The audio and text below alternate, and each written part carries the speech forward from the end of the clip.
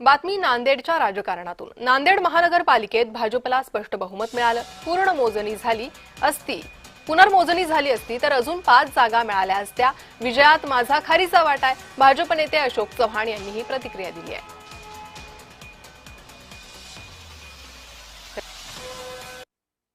नांदेडमध्ये 45 जागा आम्ही निवडून आणल्या आणि स्पष्ट बहुमत आम्ही प्राप्त केलेलं आहे। 50 जागा येतील असं तुमची अपेक्षा? एक अंदाज होता मला, 4-5 जागा फार थोड्या मताने गेल्या।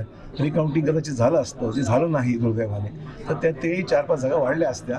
पण ठीक आहे, तर निवडणुकीमध्ये हारजीत होत राहते। हे यश कुणाचं? पक्षाचं। हे यश माझ्या पक्षाचं आहे, माझ्या केंद्रीय नेतृत्व मोदी साहेबांचं आहे, देवेंद्र फडणवीसांचं आहे, आणि त्याच्यामध्ये माझा खारीचा वाटा आहे। तर भाजप नेते अशोक चव्हाण यांची नांदेडमधील निकालानंतर ही प्रतिक्रिया। नांदेड महापालिकेत भाजपला स्पष्ट बहुमत मिळाले। पुनर्मतमोजणी झाली असती तर 50चा आकडाही गाठता आला असता। अजून 5 जागा मिळाल्या असत्या असं त्यांनी म्हटलंय।